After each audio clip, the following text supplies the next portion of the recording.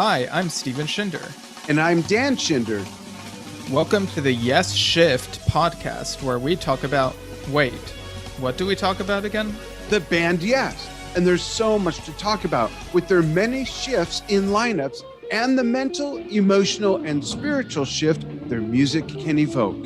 Since 1968, as of the inception of this podcast, May 2021, Yes has published a ton of studio albums, live albums, compilation albums, singles, and videos, all of which cover a very wide-arcing spectrum of progressive rock. And we represent two generations of hardcore Yes fans. You may not agree with all of our tastes. Or any.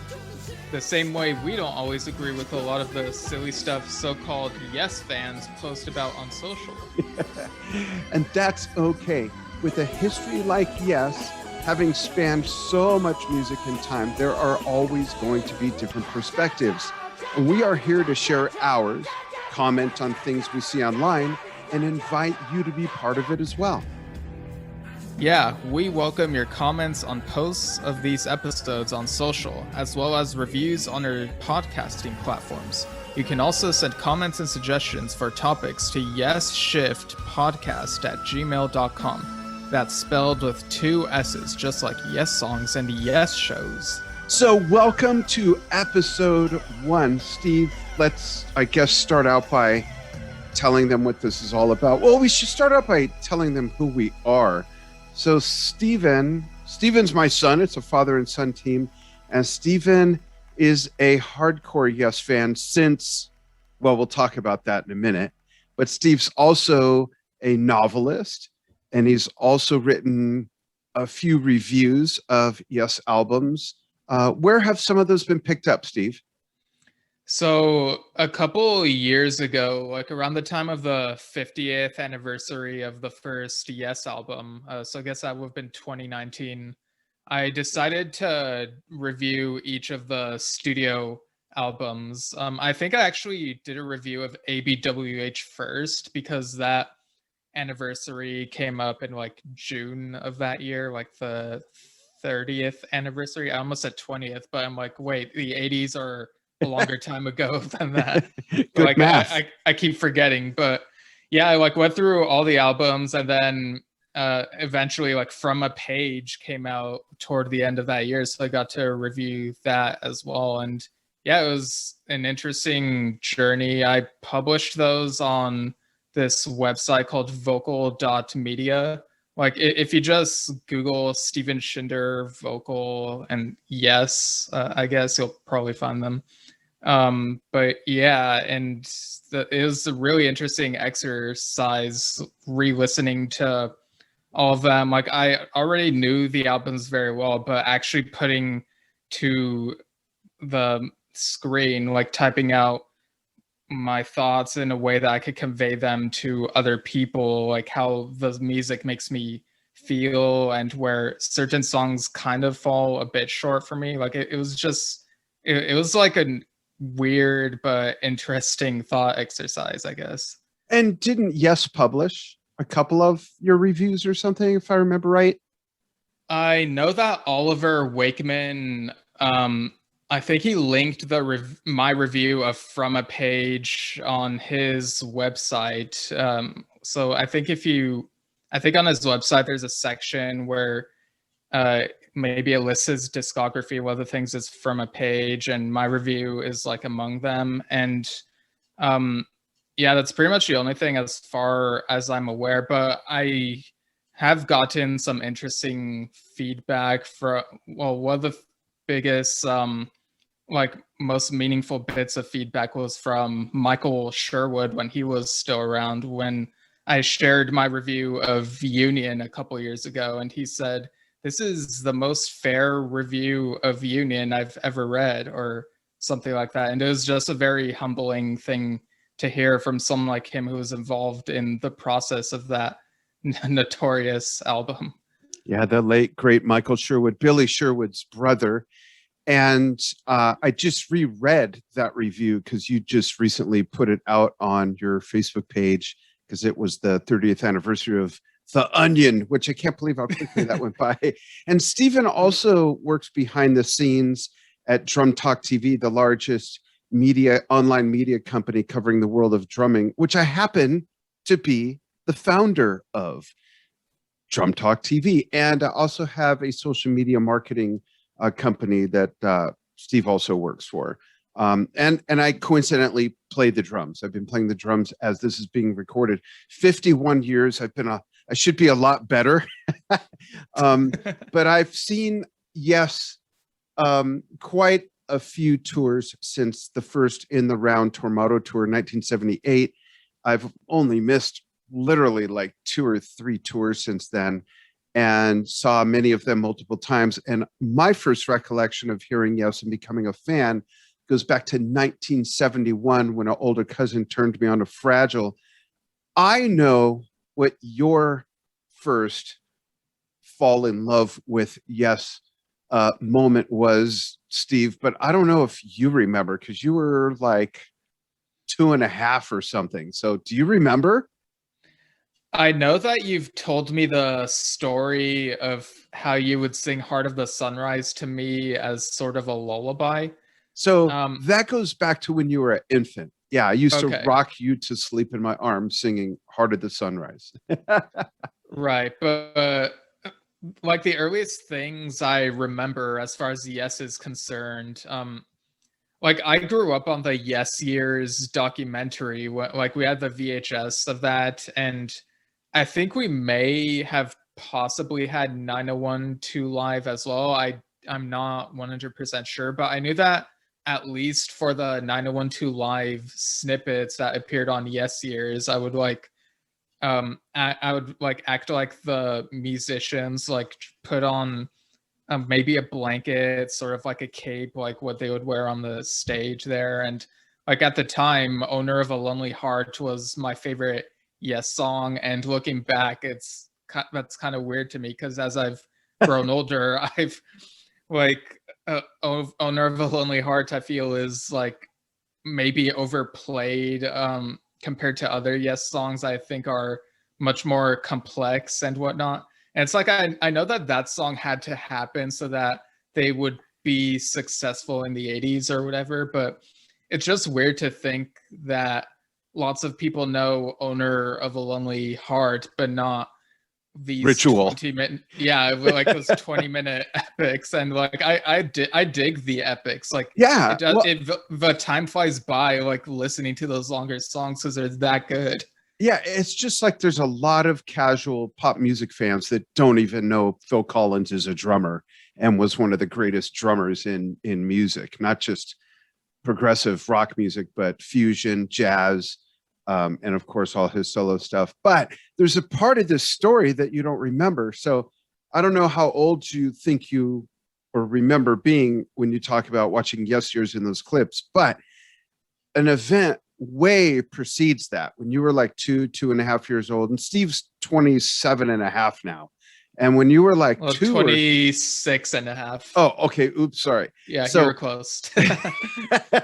I was there. I should remember. So when you were like 2 or so, we had the 9012 Live VHS, and you had a toy electric guitar, and you used to act out the whole concert. You used to copy every move Chris Squire made and sing, even if you didn't know the words. So this goes back to, it would have been 96. It would have been about 1996 when you just, and the thing is, I gotta say this about Steve, he's got a photographic and audiographic memory. I don't know if you still do, because we haven't talked about this in a while, but until, well, I guess you still do, because basically growing up, you'd be able to name any Yes album in order that it was published, name the lineup on each album, and the order of all the songs. Like I can't even hardly do that. You know, definitely not the order of all the songs on all the albums, except for Close to the Edge with 3 songs and Tales from Topographic Oceans with 4 songs. Those 2 are easy for me. And Relayer with 3 songs. But that's how far back it goes. But one of the things that Steve and I marvel at, that's always going to be a huge topic of discussion on this podcast, and we welcome your thoughts, is there's a lot of disgruntled fans out there. There's a lot of fans that are just so upset that there's still a Yes, that there's still a Yes without John Anderson, that there's still a Yes without Rick Wakeman. And when you consider that this is a band that's been around for 50 plus years, 53, 54, whatever it is, yet they've never been able to go more than 2 albums in a row with the same lineup. But now, 50 years later, people are whining and wenching about this lineup when all through the years, people probably have been doing that. We just see it now a lot more with social media. But it always makes me wonder when I read that silly stuff, like, is there a faction of fans, Steve, that say, Yes isn't Yes without the relayer lineup, with just that one album worth of those 5 guys? It's that whole concept is weird. You either like the music or you don't. You either like the band or you don't. And you don't have to like all the music. I understand that there's been this huge arc. If you look at, like Steve said, Owner of a Lonely Heart, the 90125 album compared to Relayer or Tales or Close to the Edge. But you compare that to the first 3 albums that really launched this monster to begin with. And I just kind of wish people would stop comparing. It's always good to compare, but not in the way of that's not Yes and that's Yes. To me, that's just fucking bullshit. I'm sorry. It's not right. You're entitled to your opinion, but to ask, what's the best Yes song? What's the best Steve Howe song? There is no best. It's what you like best. So right, like, I don't know. What's your favorite? What is a better your question? Exactly. What do you like best? What's your favorite? Exactly. But speaking of favorites, are you able to pick one Yes album that is truly your favorite from beginning to end? I guess the question really is, and folks, this is for you out there too. Pop us an email if this is on social, if it's on a podcasting platform where you can comment. Give us the answer to this question. Steven Schinder, what is your stuck on an island Yes album that you would never get tired of? If you had a record player, cassette player, or iPod that never ran out of juice. Or 8-track player. Right. A reel-to-reel. Yeah. What would it be? Well, it would have to be Tales from Topographic Oceans. It's the same thing for me, actually. Yeah. Yeah. Well, I know that there are bits in the middle 2 tracks that feel like they kind of meander or they're self-indulgent, but at the same time, I'm glad that those bits exist. Like, and if you're stuck on an island, it's a really good length. My favorite version is the one that includes the extra 2 minutes at the beginning of Revealing Signs of God, because it's like a mysterious sort of prelude thing before the singing really comes in. You hear the waves. Yeah, it feels like it's out on an ocean, and throughout that entire album, it feels like a journey across. I guess it's because we know the title, right? That's why we think of the ocean and the Roger Dean art on it. But yeah, I love that album. I do too. It's one long story broken up into 4 main themes, and it's my favorite album cover of all time as well.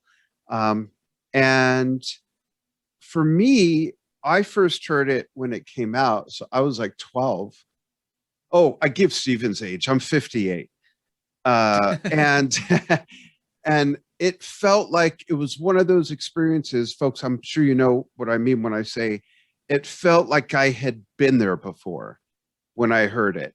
And it still feels that way, not because I've heard it before by now, of course, all these decades later, but it feels like a place I have been. The musical themes, everything from da da da da da da da da da da da da to dun dun dun bam bam dun. All those themes just they're like from some other place like I've been. I so was able to relate to that.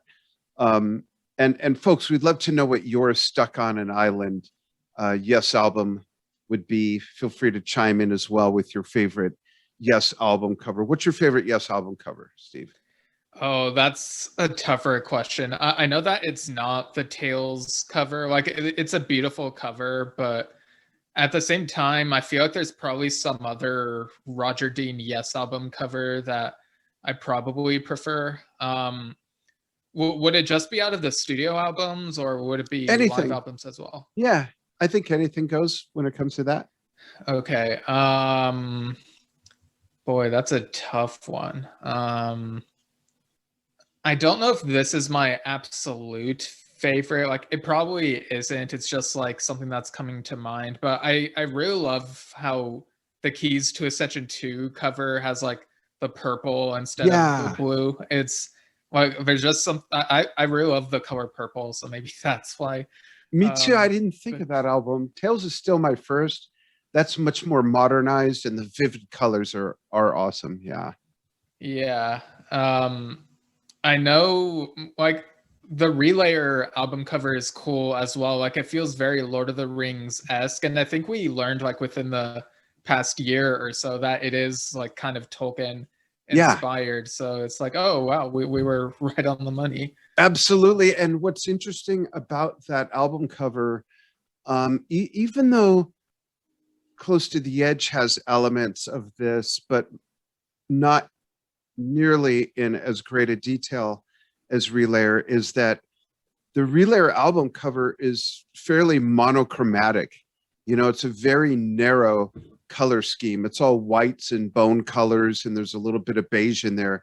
And even with Yeah. and grays, and just with just that, it has so much depth.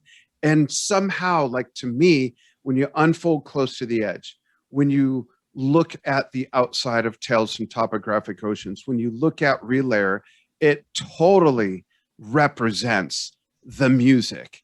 And that's something I think Roger Dean has captured more than anybody else, more than Hypnosis, more than anybody else who has also made, you know, great album covers for even Yes, Pink Floyd, Gentle Giant, Genesis, you know, Led Zeppelin. We can go on and on and on. There's something about, well, Houses of the Holy, that definitely represents that title, but not so much the music.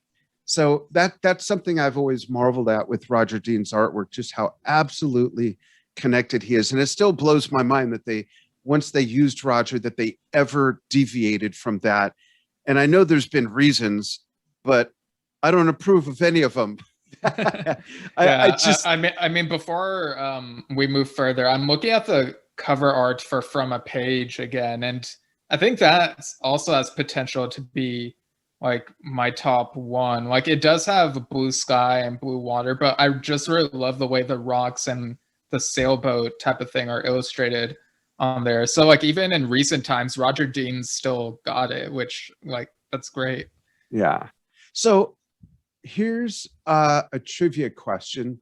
I don't know how many of you out there will get it. I'm pretty sure Steve knows this with his knowledge of Yes. Or maybe not. You never know. Yeah. And the fact that I did bring this up once. One night you and I played this like trivia game back and forth. And we'll play two at the end of this broadcast, actually, folks.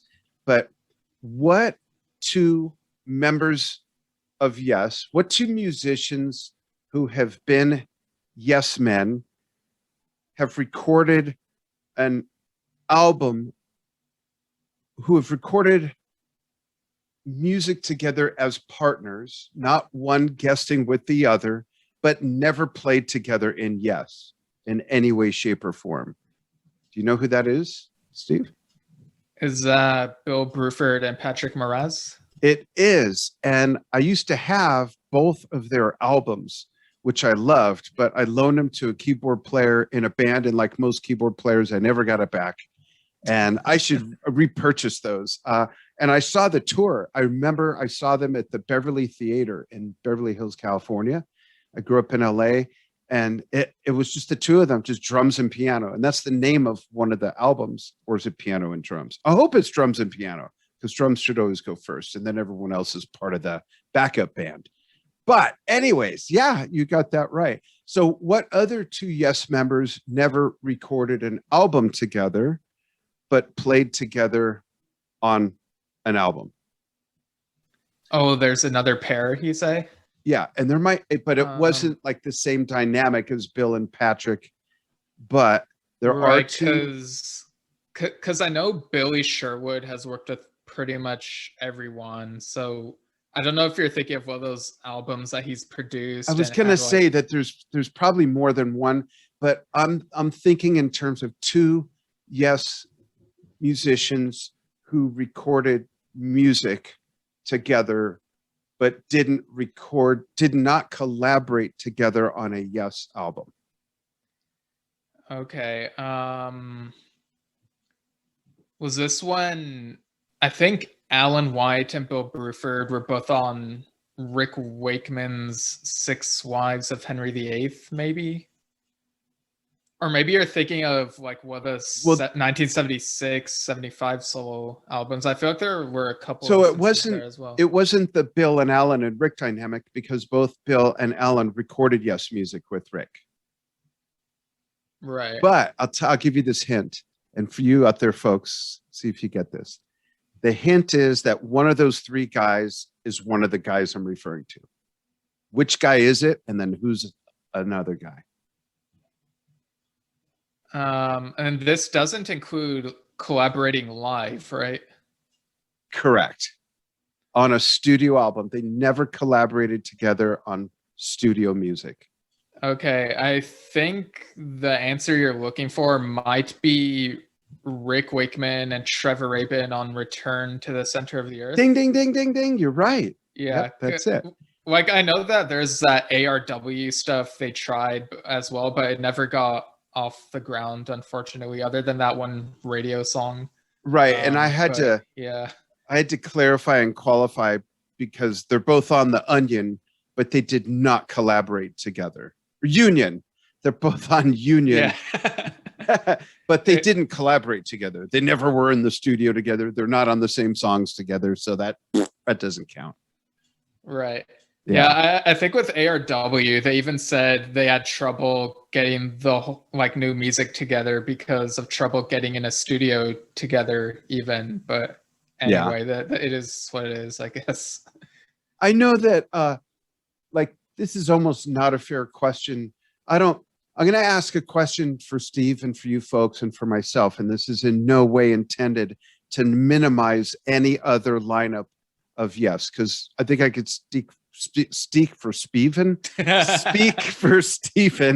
and say that we don't think that way. But we do have a favorite lineup. At least I do. Do you have a favorite lineup? Not to take away from any other lineup, but do you have a favorite lineup?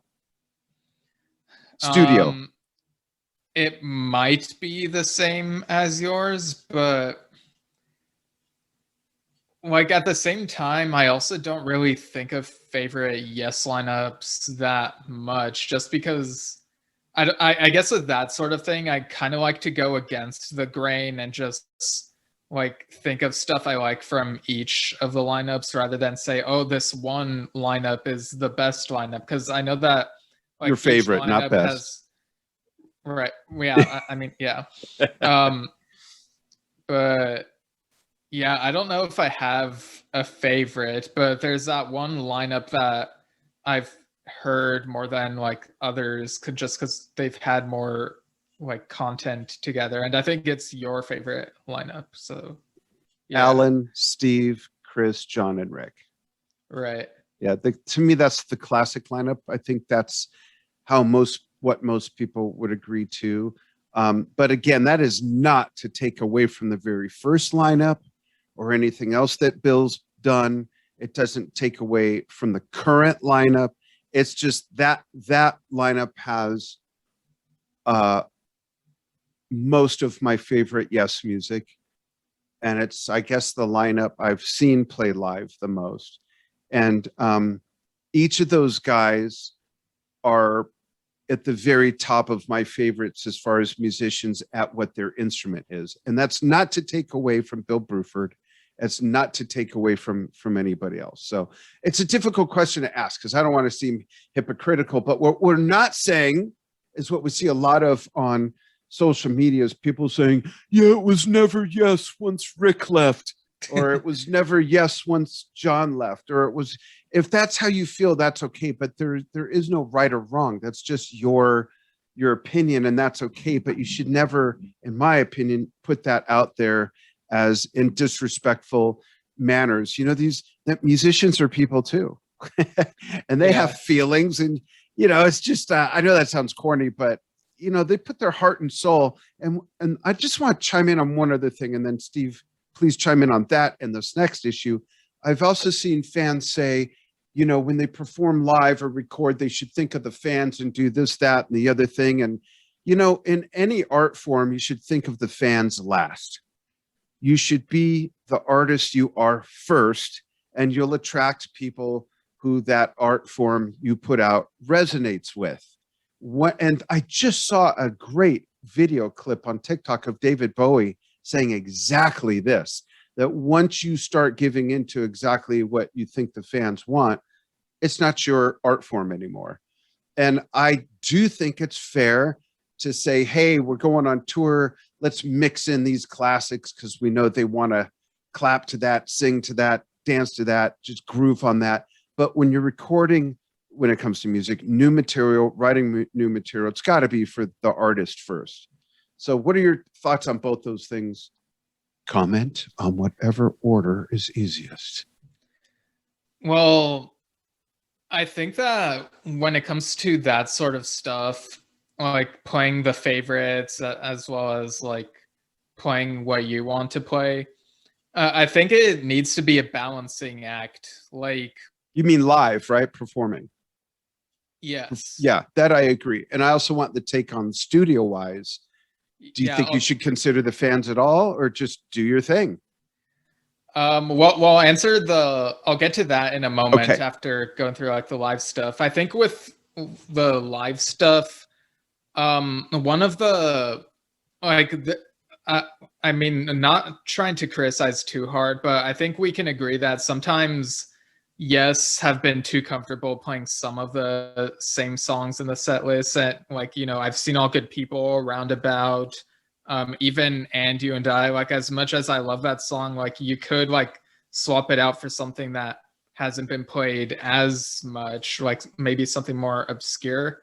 But at the same time, I understand that there are limitations, and these guys have to play what they feel comfortable playing, like whatever is possible within their power, like at this point in their lives. And that's fine. Like the times that I've been in a Yes concert, like even when they do play that overplayed song, like I've seen All Good People, I still can't help but like tap my foot, bob my head, and it's just like in the moment, in the live setting, it's great. But I do think other bands have done better in the live setting of like finding the balance between old and new and obscure. Like, for example, you took me to see Rush back in 2012, and it was a great mix of 100 years too early. Yeah, and it was a great mix of like their classics from across the decades, but also a good chunk of their like last album, Clockwork Angels, which is my favorite Rush album. And always a couple deep cuts too. Yeah, and I'll never forget, like after the concert ended and we were heading out, like I was like so satisfied with that concert, but like on the way out, I overheard a couple people talking about it. Someone was like, you should have seen them in 76. And the other guy was like, they're playing too much new shit now. And in my head, I'm thinking, wait, what? This band has, this is like such a great balance between old and new. Like, what do you mean too much new shit? Like, yeah, put on an old album, for goodness sakes. I want to comment on the All Good People thing, because I've told you before that if there's one song I don't have to ever hear again live, it's All Good People. However, I have to say that in concert, when I do see it, it's like, oh my God, that's that song. That's that song that's in the early years of the band that helped set the stage, no pun intended, for decades of music to come. So you got to appreciate it. Roundabout, you have to play Roundabout, and please play the whole damn thing. Don't cut out the middle section. That's like the best part of the song, other than the organ solo that follows it. Yeah, like but I could do without Roundabout in concert, honestly. But if you do have to, you're going to catch so much shit for that. You have to play. I mean, come at me. It's okay. But if they do have to play, like, play the whole song. Don't cut out the middle part like they did in the 80s or whenever. Right. But I could do without a couple things, like on the 35th anniversary tour. I could do without a Beatles cover song. Throw in another Yes song, for goodness sakes, you know? Oh, that's tough, because I feel like their live version of Every Little Thing was actually ended up being an improvement over their studio cover of it. I agree. I actually like really loved hearing that on Songs from Songas, but I can understand like wanting to throw in something like maybe something that Yes themselves like was wholly original from their first album would have been cool. Like I mean, we heard Survival a few years ago, but there are like other songs on that first album that like haven't seen the light of day in concert in forever. It's like you could really go digging. What would be your first choice for one of those? From the very first album? Yeah. It would well, okay, so for concert, well, I know one of my favorites on that album is Sweetness, but it's not exactly a concert song that like people can. Oh, actually, you know what's a great rocking one? I don't know if you remember this one, but it's called Looking Around. It's a really rocking song. Yeah, I agree. Yeah.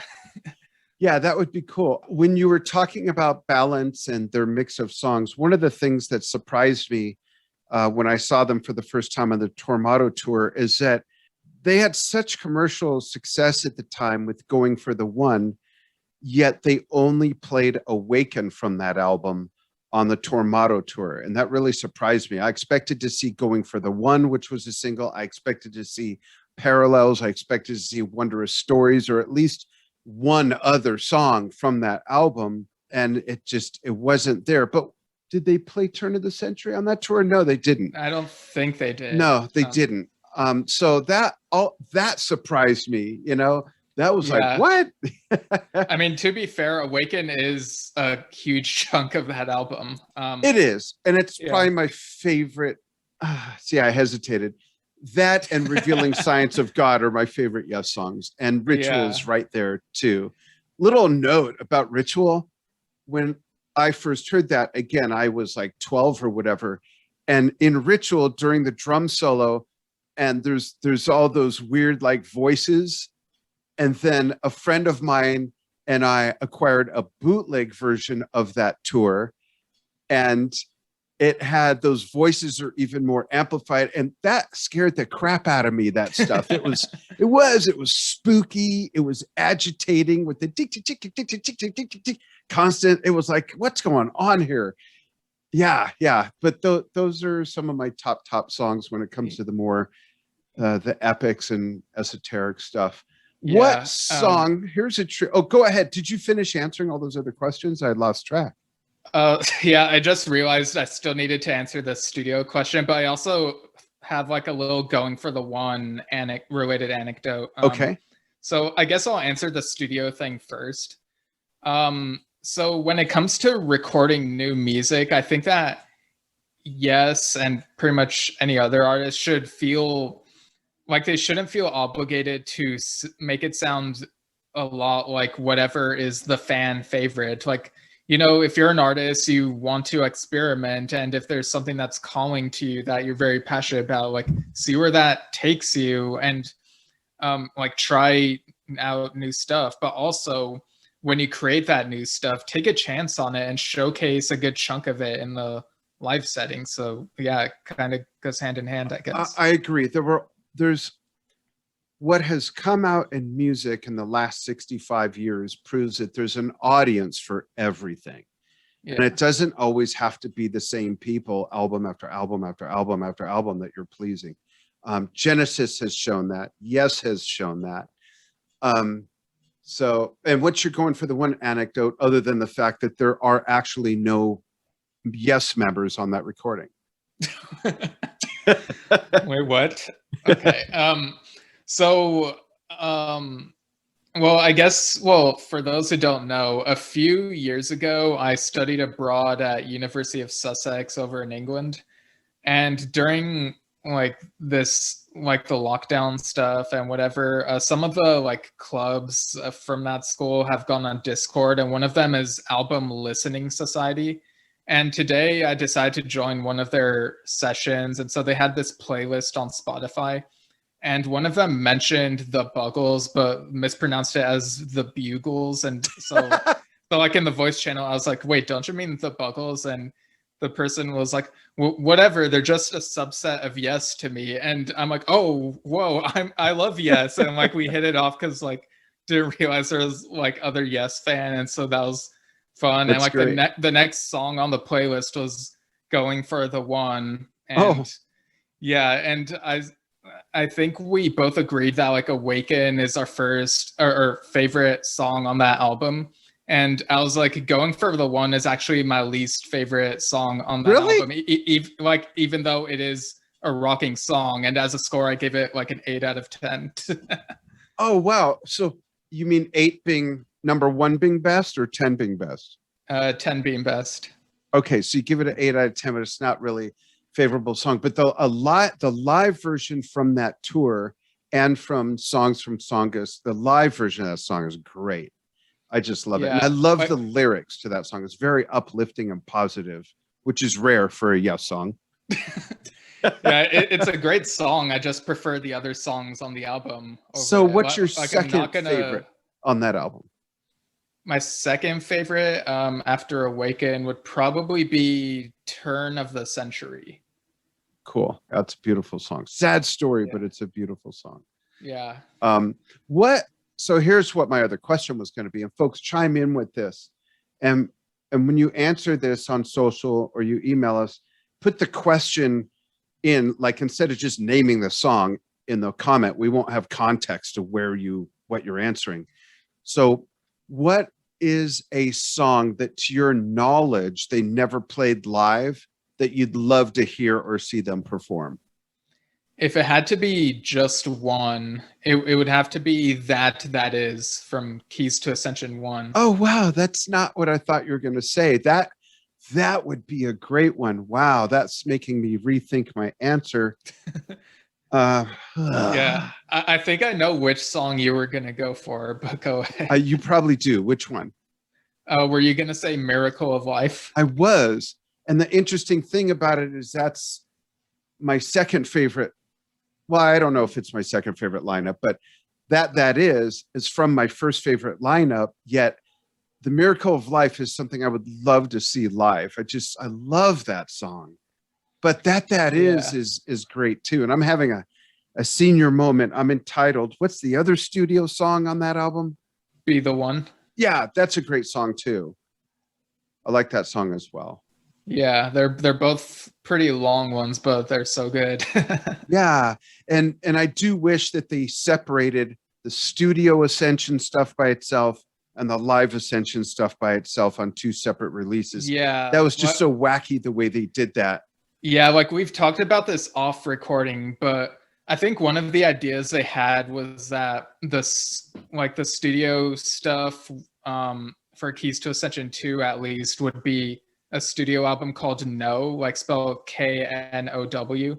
But I think it would have been a better strategy to release all the live stuff from those San Luis Obispo shows as No, because it's the Yes songs that we know, it's the classics, and have like all the new studio stuff as Keys to Ascension. Because in a couple of those songs, you already have like the lyrics, like on Mind Drive, it's like ascend and create, and like in Bring Me to the Power, it's like if we don't give them the keys, the like mention of keys and all that stuff, it's like it's in the lyrics, like the studio stuff could have been Keys to Ascension. It's like it's new, and so they're ascending and whatnot or whatever. Yeah, now I love that. So what album do you feel is uh, what am I trying to ask? What album do you feel doesn't get enough recognition, let alone play on the radio or mentioned on social? Ooh, that's a good question. Huh. Yeah, because we're talking about like which one doesn't get talked enough about by fans and radio, right? Yeah. Huh. Yeah, I don't know. There's like a few that could fit in One, that category. you get one. Just kidding. What would they be in order? I've got one very clear one and a second one. But yeah, I think I know yours, but like there are a few different ones that come to mind, if only because they didn't get enough live play. Well, like I know that Open Your Eyes and Heaven and Earth are like generally considered like the least liked among Yes fandom. Like I'm probably kinder to those than most people. I'm definitely kinder to Open Your Eyes. I love that album, and I love the live version from that tour of Open Your Eyes. It thumps and it rocks, and I love the vocal harmonies of Billy and Chris behind John, a little bit of Steve mixed in there. But mine, I'll give mine real quick, and then you go through yours. Oh, that wasn't yours? I'm surprised. No, believe it or not, it kind of is. It's the second one. The first one, coincidentally, is the same lineup. I love The Ladder. The Ladder shows what might have been. And what I mean by that is it's awesome on its own, and Bruce did an awesome job of producing it. It's so sad that they lost him while they were, in the final mix process, if I remember right when that happened. But Open Your Eyes was a whole new lineup in a lot of ways. And then The Ladder was a huge leap from that. And to me, and it was right around the turn of the millennium. So it was like, that was a big indication of what was going to be next. And then that never happened. And I love that album. There isn't one suck song on there for me at all. I love that album. The playing, the vocals, the recording itself, everything to me is the album cover. And it's just so well-rounded for a new century Yes album.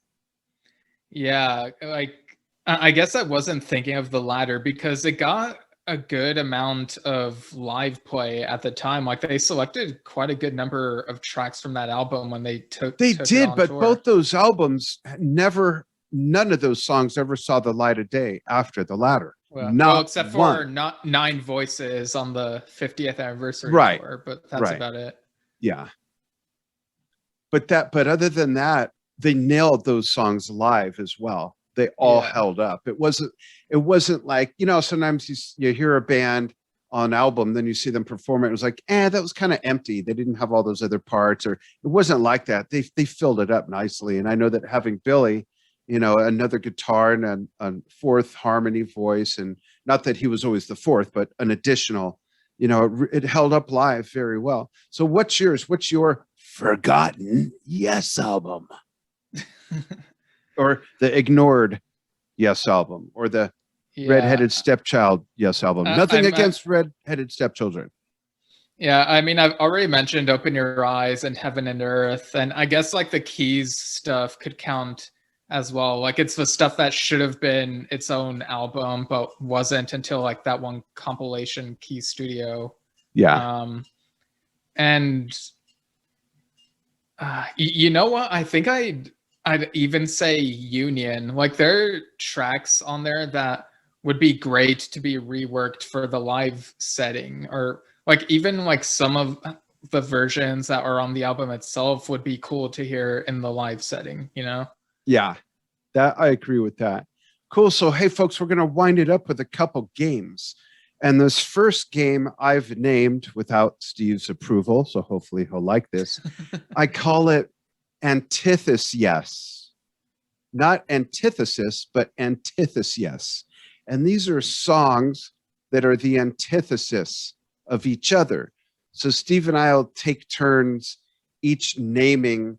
One of us will go first and name like 3 Yes songs, but the other will interject a completely opposite Yes song, completely opposite in the spectrum of their music. So you understand how that works, right, Steve?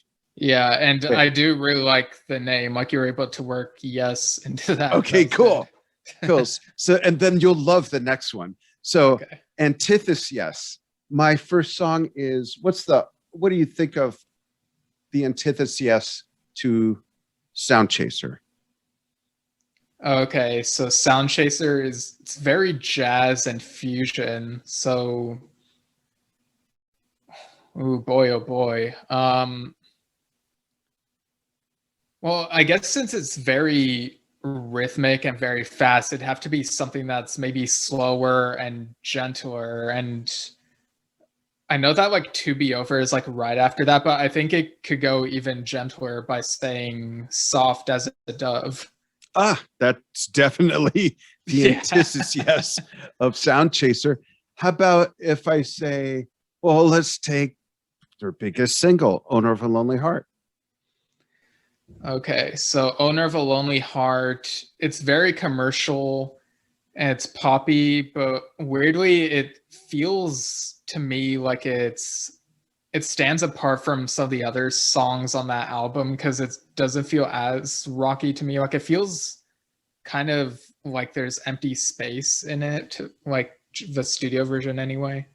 Um so I guess the opposite of that. Huh. Let's see. It'd probably be something that's not very commercial or doesn't have a commercial feel to it. I'm gonna say,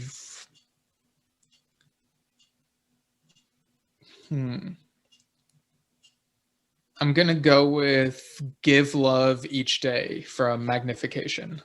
Oh, interesting one. Okay, I'll give you one more, and then you give me 3. Then we'll go to the next game real quick. So, what would the opposite of the fish be? Okay, so that's Chris's bass solo. So the opposite of the fish would be maybe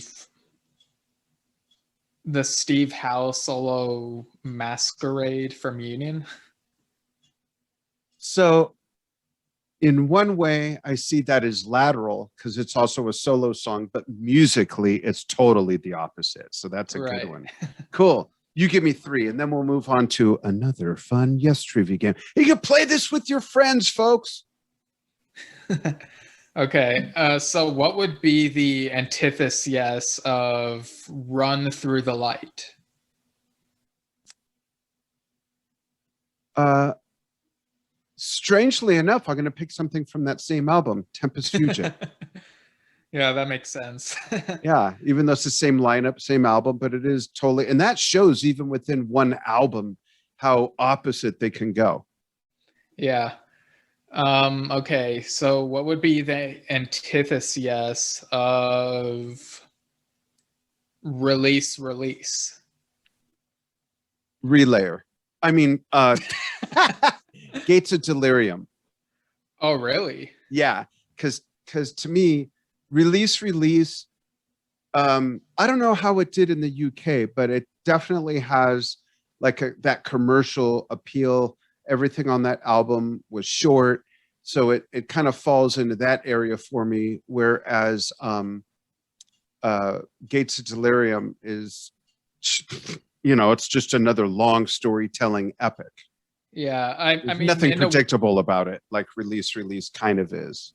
yeah, that's fair. Like they're both really rocking songs, which is why I was kind of surprised. But in Yeah, terms of like the amount of content and the twists and turns that Gates takes, right. even with Soon, like I can see your reasoning. Yeah, cool. One more. Yeah. Okay. So what would be the antithesis of Magnification? I would say Well, if we can all pretend for a moment that this is truly a Yes song, the first thing that came to my mind was "Shock to the System," and I that mean, definitely has an it ended up asterisk on or two. Union, so Yeah, so I guess, and if not "Shock to the System," then I'd say "City of Light." oh, City of Love. Yeah, City of Love. City of Love. Yeah. City of Light. Jeez. Yeah, it's funny because I was telling you the other day that like as a kid when I watched the Yes Years documentary, I thought that City of Love and Shock to the System were the exact same song because they sounded so similar to me. That's funny. So folks, the fun about that game, if you play it with fellow Yes heads, is that it really gets you thinking about their catalog and really helps you open your eyes to the wide spectrum and matrix of the different, points of light within the music of Yes. So this next game, we're going to pick one album, and we're each going to name our most favorite and least favorite song from that album. And we've kind of touched on one of those albums, but Steve, why don't you pick the album for this one? And this is called "Take It or Leave It." Did you intend to like include a Yes song title in that? No, actually I didn't. And then I looked at it when I typed, I said, hey. Leave it. Yeah. All right. So you pick the album and then you give yours and I'll give mine. Okay, so I pick an album and say my favorite and least favorite tracks. Yeah. And least favorite doesn't mean, folks, that you don't have to not like it. It doesn't mean you don't like it. It's just not your favorite. Okay. Your least of not your favorites. Okay, so and what would just I be answering this particular album? Or no, I'll answer the same album. Okay, because I was thinking of like one of the earlier ones, but I wasn't sure like how familiar you'd be. Yeah, for some reason, folks, so I have a confession. While I call myself a hardcore fan, and I am, I've kind of lost touch with the first couple albums.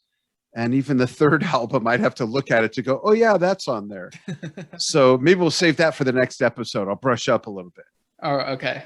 All right. In that case, we'll go with, let's try Big Generator. Oh, wow. Okay. That's almost an obscure album, which is interesting. But yeah. Okay. Fun fact, when I was a kid and I first like read that title, I used to think that the album was called Big Janitor. I was like 7 or 8. Big Janitor. Yeah. But so my favorite off that particular album is Holy Lamb.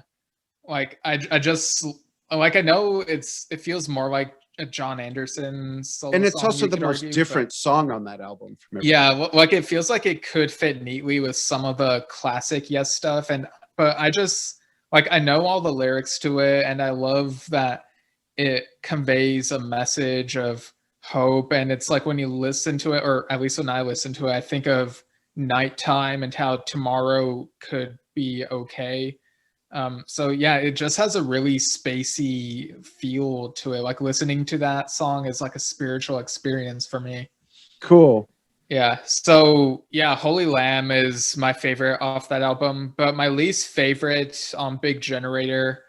This might surprise people. Like, I know that the easy answer to go with is the title track itself, because it sounds kind of artificial and like it's redoing Owner of a Lonely Heart with a do like that thing. But my least favorite track on Big Generator is actually Shoot High, Aim Low. And that's because like, I know people love some of the guitar stuff on that song, but the song just feels too quiet to me. And like, I don't know if upping the speed of it and raising the volume of it might have improved it a bit, but it's just, yeah, that's my least favorite song on Big Generator. Interesting. Yeah, I didn't see that coming. So my favorite is, this is tough. There's two. Let me think. It's God, it's between believe it or not, Rhythm of Love or Jacaranda. I think it's Rhythm of Love. I think that's my favorite song off that album, Rhythm of Love. Okay, yeah. I'm Running is pretty good, but yeah, Rhythm of Love is Yeah. good Oh, as well. Like, yeah, it's I'm Running. Sorry. yeah. Oh, God. Thankfully, I get this Yes lexicon with me. Yeah. And my least favorite, don't kill me, but I think it's Holy Lamb. It's, Oh, wow.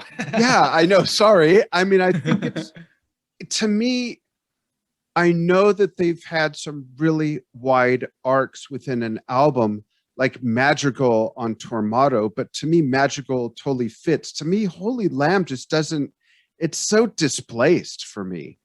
And it should be on a John Anderson thing. And Madrigal to me fits Tormato, but there's, I don't know, it just doesn't, it's like you're rolling along and then, you know, I don't know. Yeah, that's funny because to me, Holy Lamb kind of feels like a nice little epilogue to the album. And it kind of feels to me what Hearts was to 90125, just not as long. Oh, interesting. I sense. love Hearts. That's weird. I love Hearts. That's and especially live. Yeah, that's a cool song. Well, cool. This was our inaugural episode. Hopefully you folks enjoyed it. Hopefully you'll listen to more. And hopefully you'll join us with suggestions, answer some of these questions. You could pop us an email at yesshiftpodcast@gmail.com. So, hey, quick note. How did we come up with the name Yes Shit? I actually came up with the name because of Yes Songs, Yes Shows. And I thought, hey, we're going to talk about Yes Shit. Let's just do it the same way. And thanks to Jim Lawrence, Jim Within, for creating the logo. Under my suggestion, I actually met Jim at the Open Your Eyes tour show in San Diego when Steve's brother Alex was with me. And Alex was 6 or 7 at the time. What year would that have been, Steve? Yeah, he would have been 7. 7, okay. 97, yeah. Yeah, and that was the first time I met Billy, actually. And then I saw Billy somewhere near where I was living, and we connected, and we've been friends ever since. I've known Alan since 1989. I'll tell that story in another episode. And yeah, so there you go. There's the first episode with myself, Dan Schinder, and Steven Schinder. We're related. We are father and son. Can you guess who's who? Yeah. All right. Thanks, everybody. Bye.